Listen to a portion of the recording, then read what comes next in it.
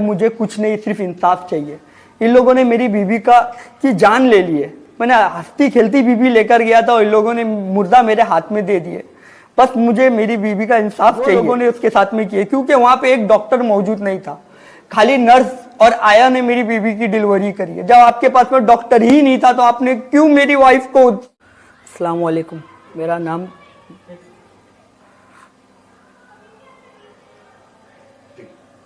अस्सलाम वालेकुम, मेरा नाम मोहम्मद करीम कुरैशी है।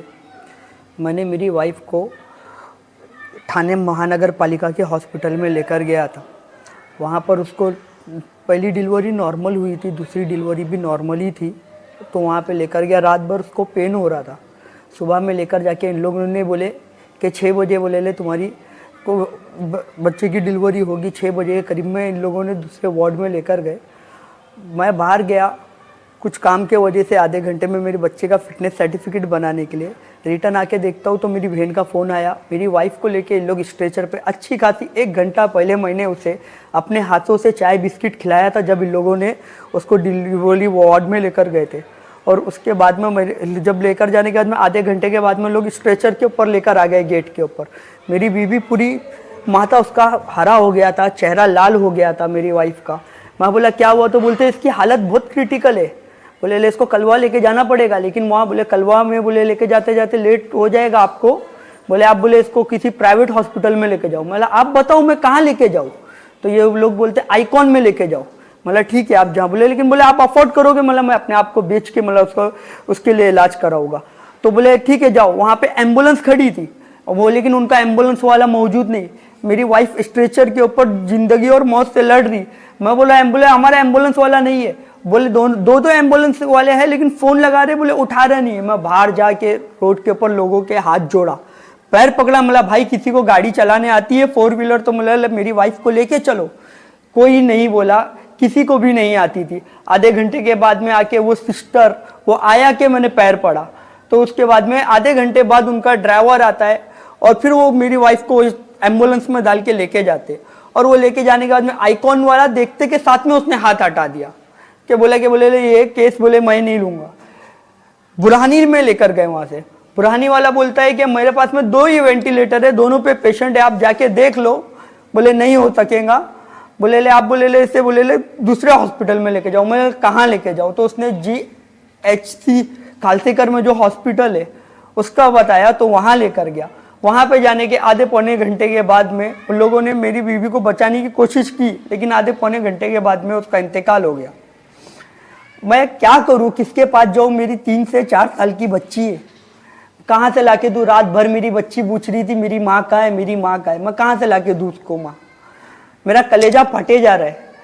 मेरी बहुत छोटी सी फैमिली है। मेरी एक माँ है, हार्ट पेशेंट है, मेरा एक भाई है, मैं और मेरी वाइफ और मेरा एक बच्चा है। इन लोगों ने मेरा हंसता खेलता घर उजाड़ दिए। आज ये लोग मुझसे मिलने के लिए आ रहे हैं, मैं मेरी हौसला अफजाई कर रहे हैं, मैं उन सबका शुक्रिया अदा करता हूँ। बस मैं इतना ही बोलूँगा ना कि अब मुझे कुछ नहीं, सिर्फ इंसाफ चाहिए। इन लोगों ने मेरी बीवी की जान ले ली है। मैंने हंसती खेलती बीवी लेकर गया था और इन लोगों ने मुर्दा मेरे हाथ में दे दिए। बस मुझे मेरी बीवी का इंसाफ चाहिए जो लोगों ने उसके साथ में किए, क्योंकि वहाँ पे एक डॉक्टर मौजूद नहीं था, खाली नर्स और आया ने मेरी बीवी की डिलीवरी करी है। जब आपके पास में डॉक्टर ही नहीं था तो आपने क्यों मेरी वाइफ को हॉस्पिटल में रखे। बोल दिए होते कि भाई यहाँ पे डॉक्टर नहीं है, अगर आपको कराना है तो कराओ, नहीं तो फिर वो आपका रिस्क है। तो मैं उस समय कराता था कि नहीं कराता था, मैं आपसे तो मैंने पूछा था, मेरी वाइफ से इंक्वायरी भी कराया था कि रात बिरात अगर यहाँ पर कुछ हो गई डिलीवरी तो क्या होगा। तो बोले ले नहीं, बोले ले रहते डॉक्टर। मुझे नहीं मालूम था कि इधर पे सिर्फ आया और नर्स है, डॉक्टर नहीं है, वेंटिलेटर नहीं है, कोई सुविधा नहीं है। और जब ऐसा होता है तो लोग सीधा भगा देते कलवा। मुझे तो कलवा भी नहीं भगाए, ये लोगों ने तो मेरे हाथ में दे दी मेरी वाइफ की बॉडी। बोले ले लेके घूमते रहो। मेरी वाइफ 1 घंटा पहले उससे मैंने उसको खिलाया। जब हॉस्पिटल लेके जा रहा था ना, वो स्ट्रेचर को उसने बहुत ताकत से पकड़ के रखी थी। उसको जीने की चाह थी, उसको मालूम थी मेरी छोटी बच्ची घर पर मेरा इंतजार कर रही है। वो चाहती थी कि मैं जाऊं उसके पास में, और वो मेरे को एक ही बात बोल रही थी मैं मर जाऊंगी, मैं मर जाऊंगी। मैं बोला नहीं मरेगी, मतलब अपनी मरियम में घर पे तेरे को जाना है उसके पास में। जैसे कि आइकॉन, बुरहानी, फिर वहां से खालसेकर, 3 जगह जहाँ तक उसने अपने आप को संभाल के रखी। उसके बाद में कहीं जाके आधे पौने घंटे के बाद में इंतकाल हो गया उसका। अगर ये चीज मुझको पहले मिल गई होती ट्रीटमेंट, तो आज मेरी बीवी मेरे साथ में होती, मेरे बच्चे के सर से उसकी मां नहीं गई होती। अभी आप क्या अपील करना चाहते हो, मतलब मुमरा की आवाम से? मैं बस मुमरा की आवाम से भाई यही अपील करना चाहता हूँ, मुझे इंसाफ चाहिए। इन नेताओं से ये अपील करना चाहता हूँ कि मुझे इनके ऊपर FIR चाहिए। मैं यहाँ के जो सीनियर पुलिस वाले उनसे ये चाहता हूँ, मुझे उनके ऊपर भरोसा है, मुझे इंसाफ चाहिए।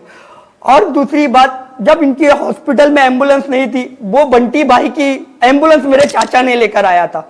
2 दिन तक उसकी एम्बुलेंस हमारे पास थी, उसी में ही लेकर मेरी वाइफ को घूमे। बस मुझे इंसाफ दिलाओ आप लोग, मैं और कुछ नहीं बोलूंगा, मुझे इंसाफ दिलाओ मेरी वाइफ।